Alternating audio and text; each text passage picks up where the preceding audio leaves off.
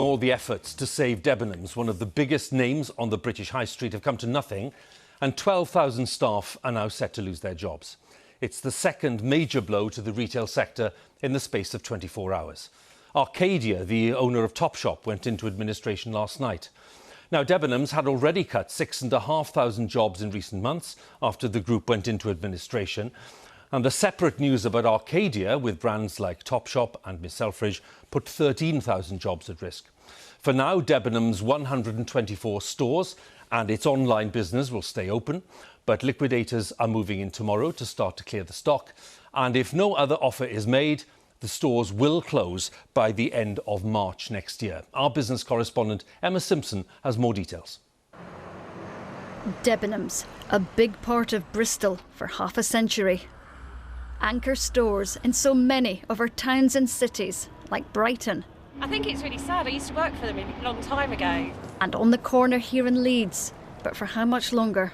We won't have any shopping centres left. We'll have no town centres left when everybody shops online. In Edinburgh today, nostalgia from younger shoppers too. I know girls who bought their prom dresses there, so it's memories, you know what I mean?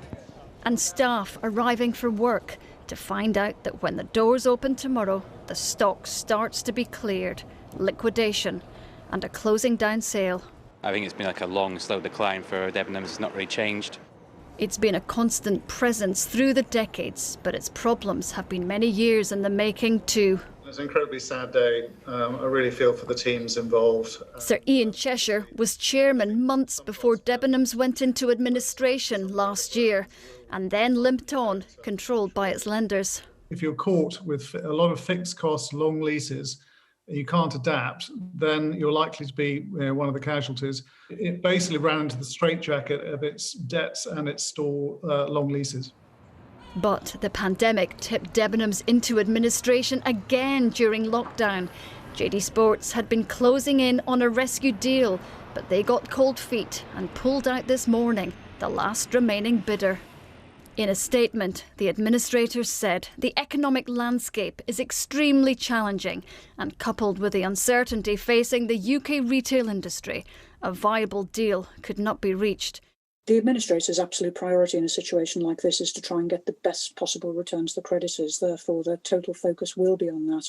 And sadly, that doesn't mean a long-term focus to keeping those stores open, not even to being able to preserve jobs. All they can really do now is focus on getting as much money for the stock in stores as possible. In many ways, this is the worst week for high street retail that we've ever seen. It's not just the 25,000 jobs on the line. It's the role these stores play, especially in smaller towns. The pandemic has created nightmare conditions for our strongest traditional retailers. Now the weaker ones are falling by the wayside. Dozens of brands have already gone under and some have disappeared from the high street altogether. Debenhams is now preparing for its last ever Christmas. All its stores are set to close by March next year unless an alternative last-minute offer is received. Emma Simpson, BBC News. With me is our business editor, Simon Jack. Simon, it's been a pretty brutal couple of days in terms of the high street and retail.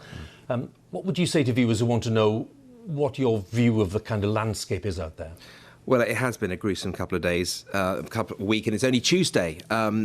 Listen, it's always been a viciously competitive market, high street retail. Emma was talking about there the names that have gone: Jaeger, Mothercare, Maplin's, you name it, Toys R Us. All of them have had near-death experiences or disappeared completely. But the difference here is that the COVID pandemic has been ruthless in seeking out those companies which have got a weak offering or weak finances. So we're seeing this all happen at once. Now, it's easy to say we're looking at a retail apocalypse, but that's not quite true. There are those out there who are weathering the storm.